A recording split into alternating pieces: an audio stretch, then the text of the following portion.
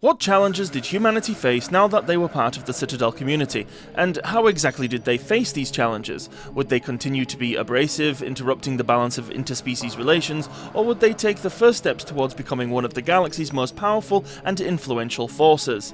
Greetings, Spacefarers, I'm Michael, and welcome to MTJ Disorder's Mass Effect Lore, a passion piece on all things Mass Effect. If you're interested in science fiction, gaming, and other action-adventure related media, then feel free to subscribe and like this video for more.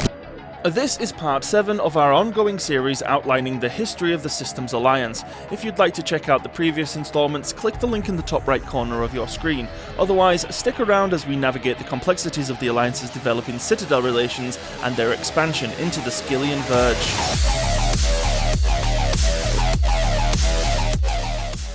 In the wake of First Contact, humanity stood at the edge of the galactic stage, unsure if it would be welcomed or destroyed.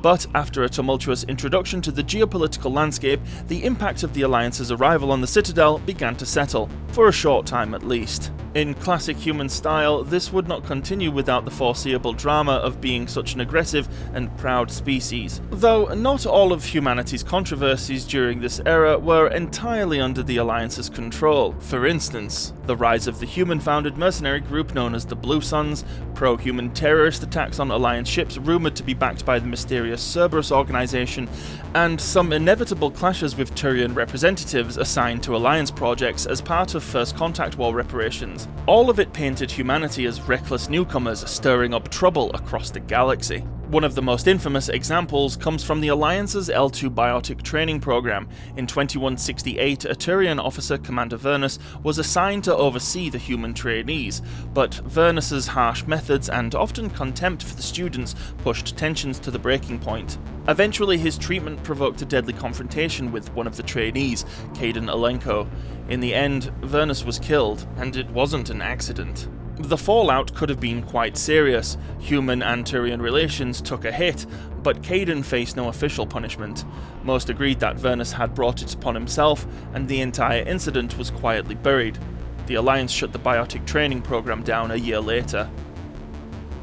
Despite this, by the end of the 2160s, the Alliance had secured a relatively firm position in Council space. With the opening of the human embassy on the Citadel, the Alliance was once again free to return its attention to expanding its own borders and influence, this time with the benefit of trade with other member species. One of those species, however, was in a surprisingly similar position politically, despite having made first contact with the Citadel more than 2,000 years earlier. I'm speaking, of course, about the Batarian hegemony. Though the Batarians had held an embassy on the Citadel for millennia, they had achieved little more than that, and they had no one else to blame but themselves. Although welcomed into the galactic community, Batarian aggression provoked several crises over the years. Around 1785 CE, a Batarian fleet bombarded the Solarian colony world of Manovi. In 1913, the hegemony annexed the independent Asari colony of Isan, and in 2115, Citadel forces clashed with the Batarians on NIL. You see where this is going. Despite all this, the Council maintained relations, allowing the Batarians a continued diplomatic presence on the station, but the pleasantries ended there. So when the new kids on the block, humanity, began flexing their might, it came as no surprise that the Batarians wanted a piece of the action. In the mid-2160s, humans began colonizing the Skyllian Verge, a region the Batarians were already actively settling. Relations between the two states quickly turned ugly, as if they had ever been amicable to begin with. Say hello to Elysium, the colony that became central to the Alliance's expansion into the Verge. Like Terra Nova and Eden Prime, Elysium was intended to be one of the crown jewels of Alliance colonialism. Unfortunately, it would instead become a hotspot for years of strife with both the Batarian hegemony and numerous Terminus warlords. During this era, humanity wasn't exactly the model citizen it claimed to be, as was quickly becoming an Alliance tradition. The controversies that had dogged them throughout the decade followed them into the Verge. One of the biggest scandals involved illegal artificial intelligence research. As we covered in the last episode, the Alliance had a bad habit of pushing the limits of what was allowed. On the planet Sidon, right on Elysium's doorstep, an Alliance research station was secretly experimenting with AI technology. Things took a turn when the facility was attacked unprovoked by the Blue Suns. This threatened to bring unwanted attention to the experiments. If the public, or worse, the Council, discovered the Alliance was harboring AI research this close to a major colony, the fallout could be massive.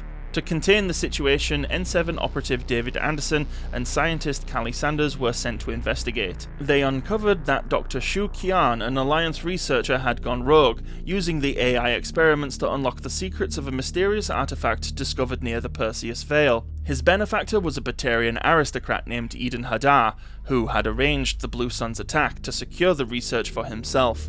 In an effort to avoid letting the situation get out of hand, the Alliance decided to inform the Council, and Anderson was later ordered to team up with the Citadel Spectre Saren Arterius to track the fugitives down. As was suspiciously common with missions involving Saren, things quickly went sideways. Instead of bringing them in, Saren killed both Qian and Hadar, and then blamed Anderson for the mission's failure. What no one knew, not the Alliance, not even the Council, was that Saren had decided to take Qian's research for himself, using it to fuel his own search for the artifact. But that's a story for another time. This was quite the setback for the Alliance for many reasons, but not least of all because Anderson himself was being evaluated for the first human Spectre, a consideration that, unfortunately, ended here. Deeper conspiracies aside, the political mess this created was seen by the Batarians as an opportunity to escalate. In 2170, the human colony of Mindoir was raided by slavers. The small farming world was an easy target, remote, poorly defended, and far from the Alliance's core. Colonists suffered horrific atrocities, including having cranial implants forced upon them to control the population. The Alliance did respond, sending a carrier group to confront the slavers, but Batarian defences proved formidable, and liberating the colony was nearly impossible. Patrols eventually rescued many colonists, but Mindoir was left in ruins, and many of those that were enslaved were never seen again. The colony was later rebuilt, but the prevailing sentiment amongst the survivors was that it would never be the same. This atrocity may have been Batarian retaliation for humanity's aggressive colonization of the Verge, though even if it wasn't, public opinion of Batarian conduct throughout Council space had started to become a problem, one that could no longer be ignored. In 2171, the Hegemony officially asked the Citadel Council to declare the Skyllian Verge an area of Batarian interest.